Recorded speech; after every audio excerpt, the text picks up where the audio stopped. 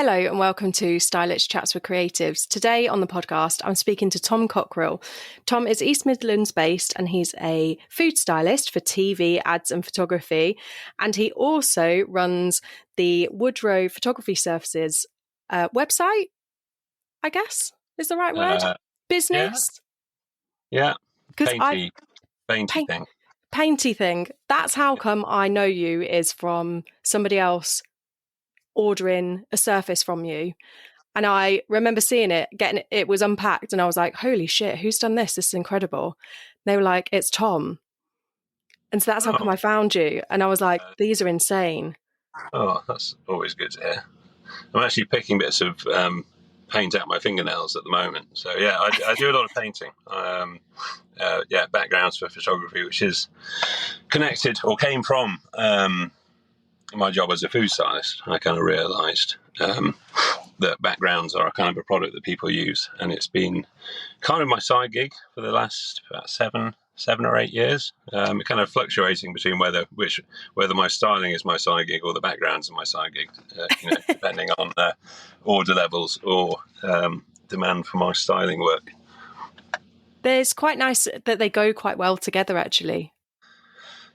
There was firstly going freelance, and also like the idea of this background painting side gig. It was all about getting a work-life balance. I've got quite a lot of children and stepchildren as well. And so it was probably about 10 years ago when I last cooked in a professional kitchen. And the decision was largely down to having something that I could work around my kind of family life. So I feel very lucky that I've discovered food styling. I didn't actually know what a food stylist was, to be honest, 10 years ago. But yeah, to find that as a career or a second career after like 20 years as a chef, I always feel very fortunate in doing so. But yeah, that and the painting, generally quite chill. It's a nice balance of the two. I'm a little bit at the mercy of my production schedule as to how busy I am, because obviously there is a pressure to fulfill orders at certain times, particularly when they build up. But being able to have that side gig and then being able to kind of pick and choose clients that I work for, food styling, it's good. I feel very lucky in what I do. That's a nice balance to have. And I think there's, like you say, there is pressure to fulfill orders, but actually you can pick and choose what ones you take and what jobs you take with food styling. So it makes life a little bit easier. Yeah. I mean, I think with the backgrounds as well, I have over the years got a lot faster at doing them, which is it's mutually beneficial for because clients as well. More often than not, they need their backgrounds in like 24 hours or 48 hours. It's not, it's a rarity that I get people coming in with a project in the pipeline for a month or two down the line. It's always last minute, up to the wire kind of thing. Yeah, I do feel like the industry's changed in the way that people organise and book shoots now as well. Like years ago, when I first started freelancing, you'd get booked 2 months in advance, and now it's like next week. I guess so. I mean, it is what it is, though, I guess. But yeah, I think the kind of fast fulfillment, and I do with the background business, I do take a lot of care with that kind of customer interaction. Very often it's a stressed client or art director or stylist that is literally manically trying to get everything put together at the very last minute. So when I can jump in and kind of just take care of that side of thing, that's again is a good thing about that side of my job. It's so interesting. Because tell me about your journey from being a chef into food styling, because then I feel like it leads into your background thing, right? So tell me, you were in professional kitchens for 20 years and then obviously family. Yeah. So I'm going right back. I I was essentially I have a science background. I studied physics at university, which I very much enjoyed, but I couldn't really conceive of a career in it. I liked it up to the point where, you would answer the questions and hand them in, and you get the right or wrong answer. It was a kind of learning journey in science that I liked. So not knowing what I wanted to do, I went out to the French Alps for a couple of years as a pot washer at first, and then kind of through that became a chef with a very good chef who kind of took me under his wing and kind of got me involved in the cooking side of things. And I remember then I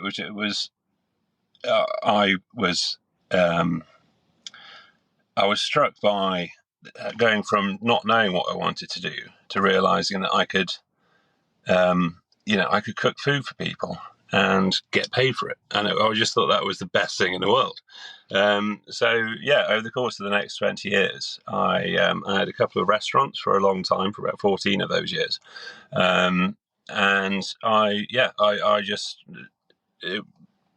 Never had an issue with the hours, or I wasn't a particularly stressful chef anyway. I was quite laid back, I think, but it was in the era of kind of high pressure, angry chefs, which I wasn't one of. I genuinely love the job, and as I said earlier, it kind of came to a crux where I was trying to, at the time, single parent many children, and at the same time run my restaurant business, and I wasn't doing a particularly good job at doing either. So I then, for a short period, went kind of into a wilderness years, working in various kind of event kitchens, that kind of thing.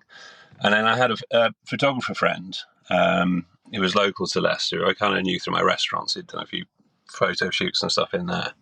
And he wanted to basically do more food photography. And I think I didn't know what a food stylist was then, but I went to his studio in Leicester, and we did a few. Some of them were for, again, another friend she did like a local living magazine kind of thing that wanted some editorial kind of shots for. So we spent a day or 2 days, I think, coming up with some content, and then I had a portfolio. I guess I didn't really know what a portfolio was either. But then someone suggested I went to an agent. So it was an agency up in Manchester I went to. And then this was 2015, 16, I think. And they then gave me, with very little experience other than these few shots, they then gave me, took a chance on me really, and put me into some quite big first initial jobs where I didn't really know what was going on, but I kind of put my all into it. And it just kind of started from there really. Built a website when portfolio got bigger, and then it's not, I didn't go guns blazing looking for work or anything, but it's kind of developed kind of naturally with just kind of connections and stuff, as I think it does with a lot of freelance work. I've kind of diversified into kind of film and TV stuff as well, and as well as kind of stills photography and video and all that kind of thing. So it's very eclectic. I think, like, with 20 years of being a chef, I think I've got kind of innate confidence in anything that involves food. So that's the kind of underlying skill, I suppose, if you like, that. So I haven't kind of developed as a stylist into, this is my particular kind of graphic style or this. I tend to say yes to anything that sounds kind of fun. And as a consequence, I've done lots of different very varied work over the years. I think that's the whole, like you say, the whole point of being freelance is you hit a point where you're like, I'll pick and choose, and you want to do some fun stuff. And if it sounds fun, then great. Like, the whole point of being freelance is that you enjoy what you're doing, right? Yeah, absolutely. I mean, I've done not very fun stuff as well. It's not all fun, but it's good. And I think most of my work comes through maybe four or five contacts, and that's it. Like I say, having that side gig has given me quite a privilege of being able to be kind of selective in the different jobs that I do. Yeah, I think that's the nice thing about it, is having that different side to it. I do think, like, as creatives, we often end up having one or two things on the side as well. And it might be that you're doing a bit more interior design, and you're showing Instagram, and you're becoming a bit of an influencer, or like myself, you're doing a podcast, or like yourself, you're doing your backgrounds and stuff. And it's finding what sits and fits well and gels well with what else you do, and what you can fit in around your main source of income too. Yeah, absolutely. Yeah, it sounds like it's such a journey. And what's the craziest thing you've ever had to style, food styling? The craziest thing. Mm. I think the coolest thing was as a lot of people do, particularly creatives, I think everyone has a degree of kind of imposter syndrome. But again, I also I say yes to anything. So I ended up doing. I'm not actually an especially crafty person. There are people in my own family that are far more artistic and crafty than I am. But I did a load of kind of ice cream characters for a brand of kind of wafers, which was quite cool.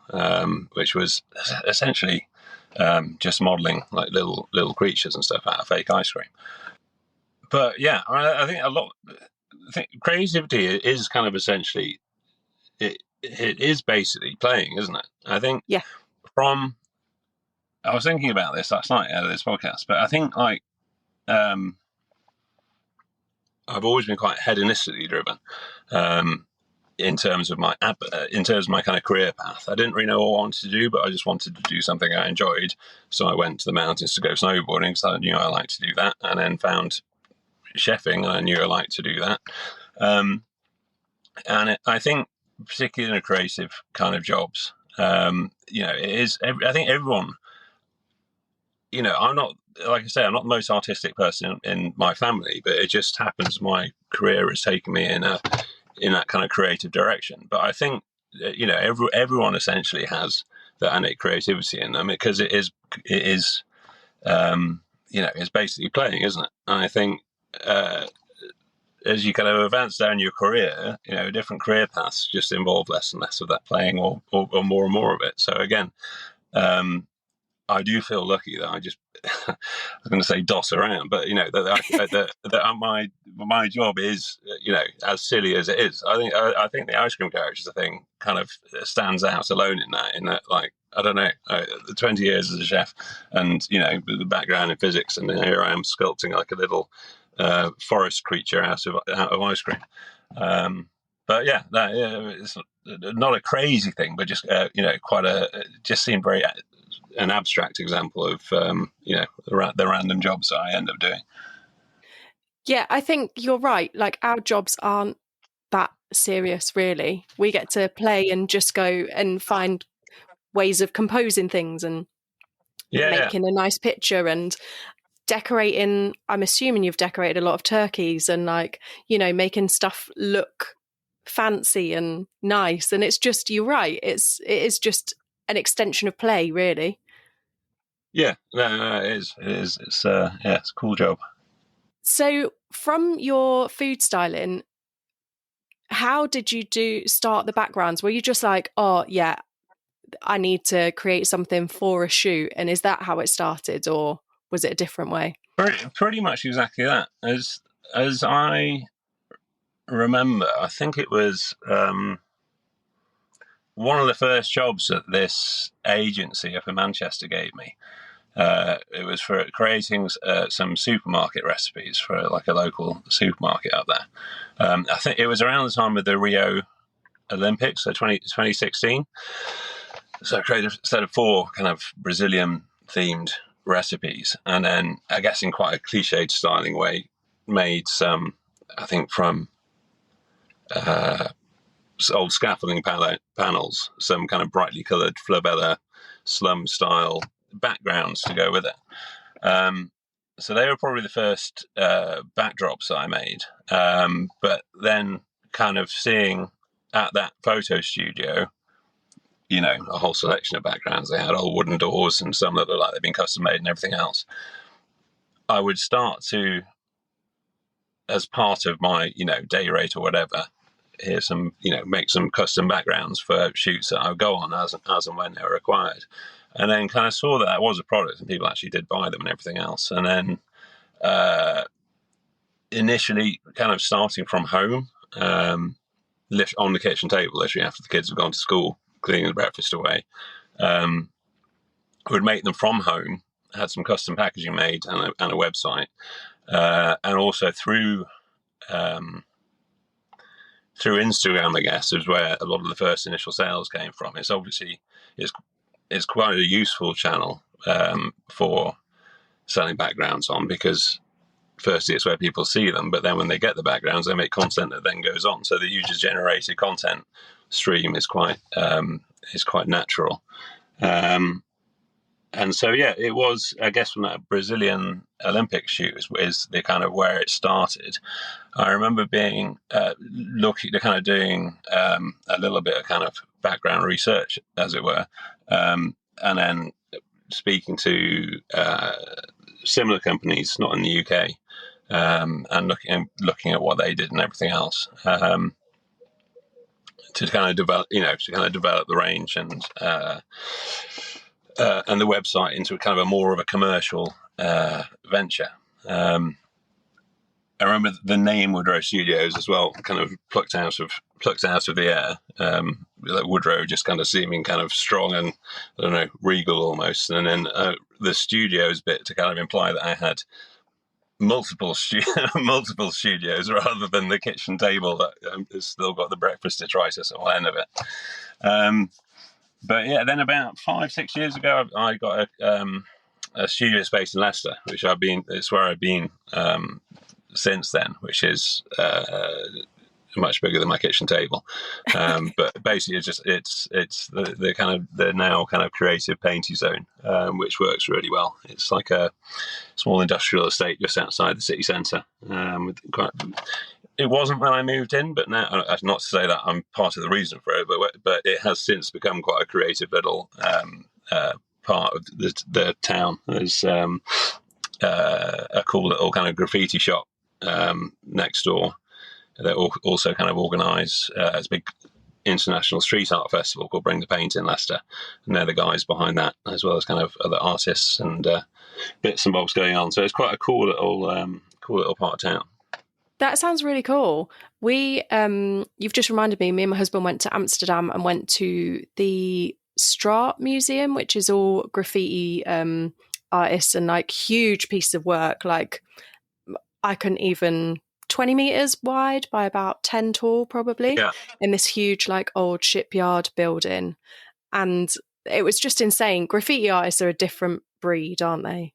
It is, and like some of the stuff at this festival is, I mean, they are literally my neighbours that curate all this, and it is phenomenal, the talent of artists or the level of artists that they get to come and do stuff. And I see them coming in. I mean, even the local Leicester artists are phenomenal as well. And then, so it was a couple of years after I moved into the studio that this spray paint place opened up. I didn't really use spray paint much before then, but now it's brilliant for custom colours because they've got every colour in the rainbow behind the counter. But yeah, so when I kind of then will see these artists and everyone else, and it definitely gives me kind of imposter syndrome that I'm buying the same painting materials that they're buying. The photorealism of some of these huge murals, Leicester is being transformed, to be honest, by these series of festivals that happen every year. I think there is another one this year. I think there was probably one missed in COVID, I guess, but there's definitely one coming up this May, I think it is. It's good that like you're in a little creative hub as well. I do think that when you're surrounded by lots of different creative people who aren't necessarily in the same section of creativity that you are, for want of a better word, it still inspires you because then, like you say, you're using the same paint, you're seeing their artwork, getting inspiration for your own stuff, using a different material. It's quite cool to be around that. Yeah, it's not. It is. Yeah. I'm touching 50, and again, I keep using the word lucky, but I do feel I managed to stave off getting a proper job. I think I would be um, more or less unemployable. So I have the fact that I'm at a point where I don't think I can do anything else other than to find ways, either freelance or in these kind of solo operation kind of businesses. Keep on, I I have to keep on making my own way in that sense. I do think, again, I think that's another creative thing that we, as creatives, if you are suited to freelance world, it's very hard to go back to being employed by somebody else. I tried it for like 3 months pre-COVID, and I was like, this is mad. I just couldn't cope. It just wasn't for me to be full-time again. I can say I definitely think I would feel like a fish out of water. Yeah, it's. I mean, my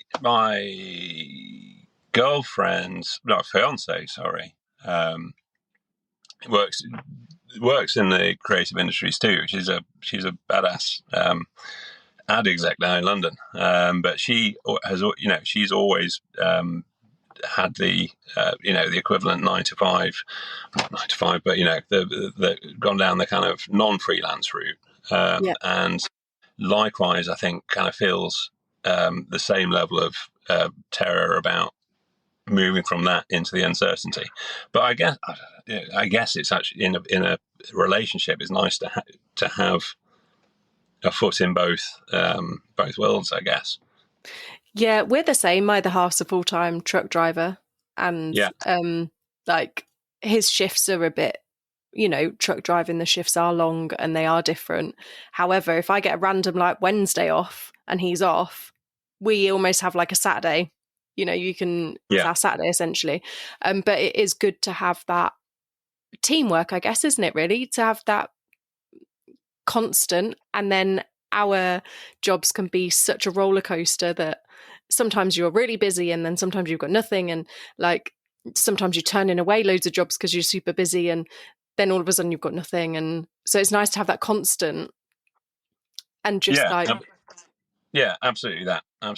Yeah, no, I think it works quite well. And actually, we do occasionally it's not how we met, but we do occasionally work together, which is quite nice. I'm not sure if you know working together constantly would necessarily work, but in the shoot kind of capacity, when we've worked on various kind of food led video shoots and stuff that she kind of directs/produces, which has been good. yeah, I can't imagine working with my other half. How is it nice to work with your other half? No, it absolutely is. She's 100% the boss in these things. I'm the lowly food stylist that goes in on these big shoots that she kind of orchestrates, which is totally fine. The Yeah, I don't know. I mean, in the future, I think we were both kind of half thinking about ways that we can potentially develop into into a business, be that like a startup agency or production agency or something. It's yeah, I would never say never. It's something that we are, we're how you describe it, loosely floating around talking about at some point.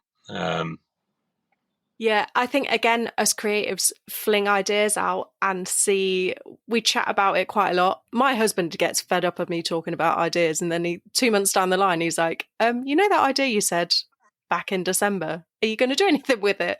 Like, oh, I forgot about that. Get busy with something else. How do you find running both your businesses? Do you run them separately, your food styling and your Woodrow Studios? How do you mean separate? In a admin sense?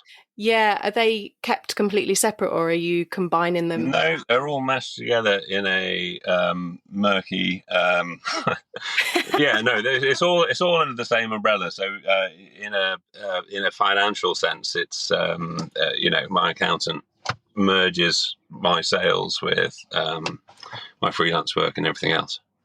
As it's a limited company with VAT and everything else. So from my side, I do my own VAT returns and stuff. It just keeps it easier, and it kind of gives me once a quarter. It gives me an opportunity to kind of reconcile where I am, as in terms of what's been busier compared to previous courses, etc. Oh, that's quite interesting because I'm a sole trader. So I've got no need to be limited. Yeah. And I always find it interesting when creatives are limited, because I think especially a lot of my stylist colleagues. I honestly, I don't, to be honest, know the difference between sole trader and a limited company. Obviously, you've still got to do your tax return, I guess, but not publish company accounts. Is that right? I think so. I mean, in all honesty, I pay an accountant, so I don't really 100% know. But I do know that quite a few stylist colleagues a few years ago were asked to work for big companies who made them go limited or be put under pay-as-you-earn tax, which is a nightmare for an accountant to sort out as well. Yeah, I mean, the cash flow, it can be an issue, like particularly on good years. Corporation tax bills as a limited company can be absolutely terrifying. I belatedly got on top of that by, essentially paying in advance throughout the year. But historically, it's been a case of waiting desperately for my accountant to publish whatever my dividends are, and figuring out how many months there are till the corp tax is due, which is probably not the best way of doing things. But yeah, I guess with a limited company, you have got, in addition to your personal tax, you've got your VAT payments every quarter, plus quite often a fairly hefty corp tax bill. So I guess the cash flow implications of being a limited company are an extra add-on if you are, in all but name, a sole trader. I think that's it. I think unless a large company makes you do it, from my point of view, there's no point. Like, it just doesn't make sense at the moment. But also, I don't know, for me, it just doing my taxes blows my head off anyway. That's why I pay the accountant. So the VAT and the limited company thing just makes my head explode even more. Yeah. Well, I think VAT is a bit easier than it used to be. Now they have like the flat rate system, which basically means you work out how much VAT you've charged, and then you pay a proportion of that every quarter. Right? So you're not putting, as you would generally do, you're not putting your receipts in to claim back off it. They're just saying, "Oh, we can't be asked for those receipts. Just call it 11% or whatever it is." So that's actually quite handy. I don't think I would do my VAT returns if it wasn't for the flat rate simplicity of it. And it does serve as a good throughout the year benchmark to kind of figure out basically how much you're turning over. Although my background is in kind of physics and maths and all that kind of thing, it is something, to be honest, I'm not, I wouldn't say it's my absolute forte, but it's, I think it equally is quite important to keep a relatively kind of close eye on. Recently, I've just changed my accountant, and I said to him, even though I'm not mathematical, I said to him, "Oh, I've got a gut feeling that my previous accountant isn't really doing the best they could be." And then within 2 hours, he looked at my accounts. Within 2 hours, he was like, "Yep, your gut feeling was right." So even though I'm not very mathematical, I think sometimes you have to live off your gut feeling and just go and trust it and go like, yeah. Something's not good here. Excellent. So you got a good accountant now? Yes. Yeah. Thank God. Okay. I'll have to ask you about that later, maybe. Yes, he's very good. But I got recommended by somebody else who's in the creative industry, because I think that's also an issue when it comes to running a creative business. Is often then you have people, accountants and other people within your business, who don't fully understand our industry. Yeah. So like my previous accountant didn't understand that obviously I need to put props through because I'm buying props for people. And, was just like, "Why are you shopping?" I'm like, I shop for a living. Yeah, It's a yeah, really odd absolutely. job. Well, it's the same with food styling and supermarket receipts, and there's like all these things. Da, da, da, da, da. Yeah, that's not. Yeah, that's expenses, Yeah, which it yeah, is obviously expenses. Yeah. yeah. You're not just buying like 20 of the same pack of like, meat or something to feed everybody at home. It is to find the nicest cut of steak. Yeah, exactly that. Yeah. It's so fun. It's so weird. When you try and explain, do you find this when you're trying to explain your job to other people who aren't creative? They go like, "What? What is it you do?" uh, yeah, kind of. I think like a lot of my, I have a lot of old chef friends. I mean, when you're a chef, you don't really have much time to develop your network beyond other chefs because that's where you spend all your waking hours.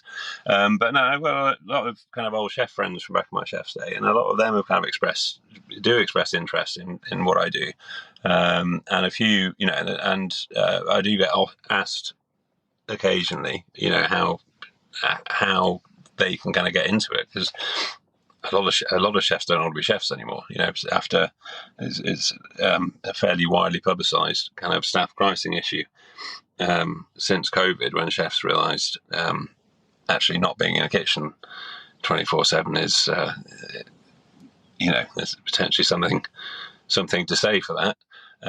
So there's a lot of chefs that are kind of looking to transition into different work. And I remember myself when I left, I was looking at kind of new product development work, and kind of freelancing for other people, but basically just doing what I've been doing for myself for someone else. And being a college lecturer, all of which are, perfectly valid career options to move on to, but none of them appeal to me in the slightest. Like I say, I'm kind of, I've always not necessarily drifted. Let's say just maybe I have drifted, but I've always drifted based on is this something I would enjoy doing, which is, I guess, is quite a privileged thing to take. But I've always enjoyed being a food stylist, and always felt glad that I managed to find something different that still heavily involved food, that was also kind of creative. So yeah, no, I'm always very happy to kind of spell out to people that ABC, that do this, do this, do this, and then you can be a food stylist, because it's not rocket science. If you've got food knowledge, if you're happy to work hard, it's a fun thing to do. And also, I assume a lot less hours than being in a kitchen as well. A lot less what? Hours. Yeah. Yeah, sort of. I mean, like the film and TV days can be long ass days, and particularly factoring the commutes and stuff. It's not that there's not long days, but yeah, it's, you can set aside those days in the fact that you've got the flexibility of being a freelancer, and that's not your time commitment every single day and every Friday, Saturday night, unless it's an immediate family member's funeral. So it's less. Yeah, it's less time demanding overall, for sure. What's your favourite thing to cook? Do you cook a lot at home as well? Yeah, we've got loads of kids, so you've kind of got to please everyone a little bit, which kind of maybe does restrict it somewhat. But I cook a lot of meat. I'm definitely very carnivorous. I grew up on a farm. It's actually an arable farm, but my mum does have lots of lovely Dexter cows as well. That she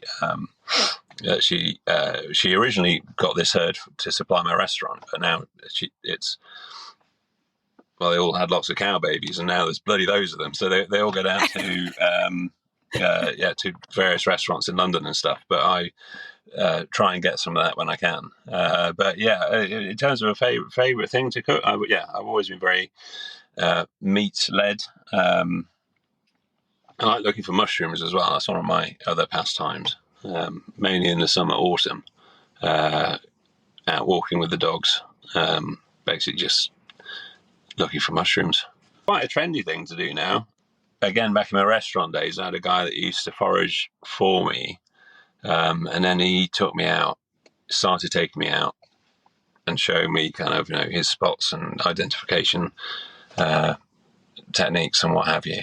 But that was a good few years ago, and but now, literally, I think it's become so popular that the best spots I have in Leicestershire, they all have signs around saying like no foraging. Like it's become a few of the sites actually are, which I didn't realise, what are they called, SSRI, or sites of special scientific interest. So they are, Yeah.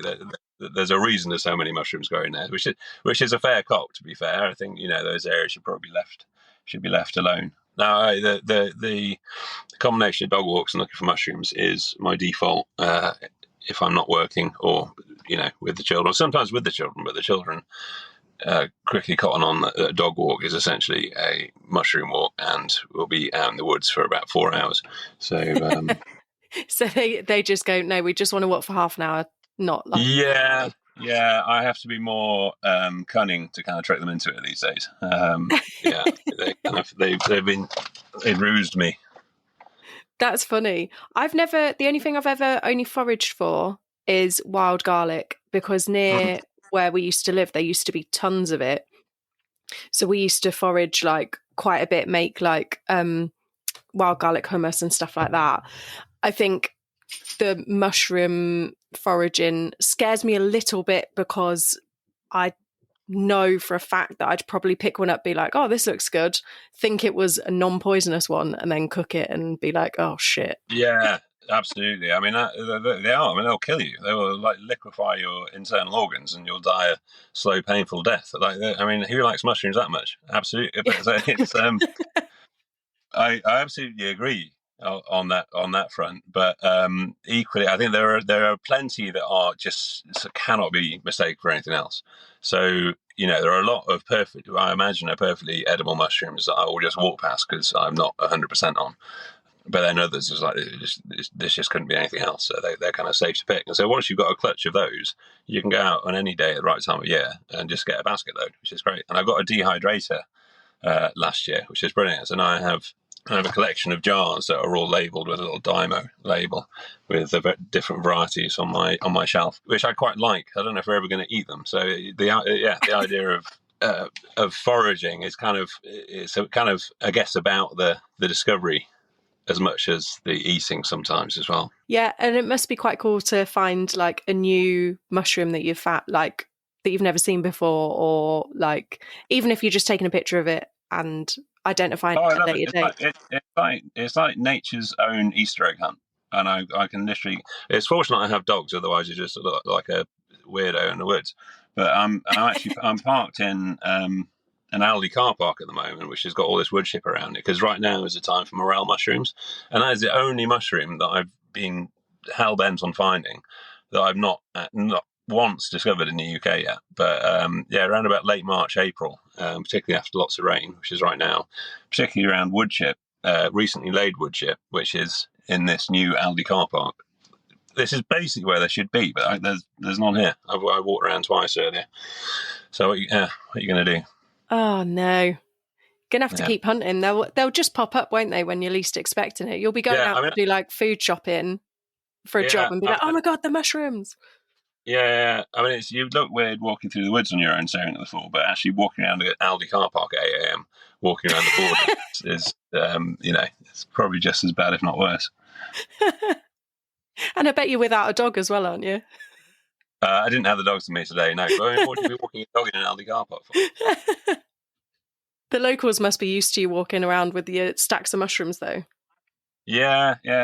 I was like, I won't name the park, but one of the places where now I just discovered you can't forage anymore. One of the busybody rangers made me take the whole basket out. He kind of ran up to me as I was leaving the park. So you just had to dump them on the floor? Yeah, So that's no, pointless because you may as well have just eaten them anyway. You've already picked them. yeah, I know. What are you going to do? Jobs Oh, worth. yeah. Because I'm assuming, I don't know a lot about mushrooms. I'm assuming that if you just pop them back on the ground, they're not going to re-root and regrow again, are they? They're just going to go back to like. Well, they're the fruit. They're the fruiting bodies. So, like, there is the misconception that you pick them and then, like you're picking a sapling or something, and then you're unrooting it, and therefore you're kind of destroying the ecosystem. But it is just a fruiting body of a vast mycological, if that's the right word, network under the ground. It is literally the bit that comes up and spaffs its little spores out. So yeah, it's not. I don't think it's as harmful as people think. But rules are rules, aren't they? Yeah, I feel like we're in a society full of rules at the moment. Yeah, and I think also, the whole foraging kind of movement, although it's become very, very popular, I think it's a good thing. And having a connection with where your food comes from and the natural side of it is kind of an antithesis to the, industrial scale farming that we have. Yeah, I agree with you. I think people should know where their food comes from. Like, similar to you, my grandparents were farmers. My granddad actually grew wheat for Weetabix, and they also rented out one of their fields for like a local farmer to put sheep on. And like we knew that the chickens, sometimes had to die because they were ill or because they were going on a Yeah, plate, and growing up around that, you would then understand the food supply, I guess. Is that the right word? yeah, yeah. I guess so. I mean, I think I was like years back in my chef years, I was involved with slow food, which I think started in Italy, and it's basically kind of supporting that general ethos. And then, but specifically, there was like it was a slow meat campaign, which is basically being aware of where your meat came from, and kind of high welfare over factory produced stuff. But I think, yeah, it's a complex argument because you can't just tell people they can only eat grass fed Dexter beef or they can only eat free range chickens because, well, people are, by economic necessity, driven by other factors. Myself included, to be fair, I will shop at regular supermarkets and buy regular meat, if you like, for my children. It is a privilege to be able to. Well, I'm very privileged that I can raid my mum's freezer for Dexter beef. To be fair, but it's not a model that I think realistically can be applied to a population of how many billion people live on the planet at the moment. We do eat more meat than we nutritionally need. I think particularly over in China, the rate of meat consumption and everything else. But that again, going back to being hedonistically driven, that's because we're predisposed, unless you're vegetarian, to like meat, and when historically it was expensive and therefore perceived as a once a week treat or whatever else, when it becomes affordable, it becomes a snowball effect, and it becomes almost like not a status of wealth, but it becomes a normalcy to consume meat every day of the week, which you nutritionally don't need to do. So I think there's a balance there somewhere, and I think a total disconnect when it does affect the quality of life of animals is important. Yeah, No, I'm no, the disconnect is not. It's disconnect. not important. It's yeah. Yeah, Being I aware get of it you. is important. Yeah, I think that's it as well. And I think it also then goes down to the supermarkets are trying to be as efficient as possible. So then they've only got a certain amount of space for meat cuts to fit in that space on the shelf. And I mean, I spoke to the greengrocer down in Home Firth, and he was telling me about a pig farmer whose pigs got slightly too big, and he had them all cut, like into loins and stuff. And the supermarkets rejected them because they didn't quite fit on the Didn't work in. shelf. Didn't fit into the supply chain. Yeah, so then Effectively. they literally had to get destroyed. So it's almost like a waste from that side too. And that's a Yeah, complete yeah. disconnect of not That's understanding that. absolutely that's precisely where the kind of middle ground comes in, and that kind of nonsense has to be. I mean, that's again, where if you can, getting your meat from other sources is ideal. But again, it's not. It just comes across as preachy, I think, to suggest it's a bit like let them eat cake, let them eat grass-fed Dexter. But yeah, I don't know. You can definitely reduce your meat consumption, I guess. I think it's all personal choice as well. Like, I'm predominantly vegan veggie, but my husband eats meat. Oh right, But I didn't realise that. yeah, he it was for health reasons, but Yeah, he only eats meat twice a week, probably. He's predominantly vegetarian, I would say. He eats meat or fish twice a yeah, week. But then, like you say, we're in a position that if he fancies a really good steak, he'll go to the butcher down the road. Or if we're in the supermarket and he's like, well, actually, I feel like making, I don't know, sausage casserole or whatever, he'll get whatever he wants from the supermarket. But it's not like he's not doing it all the time.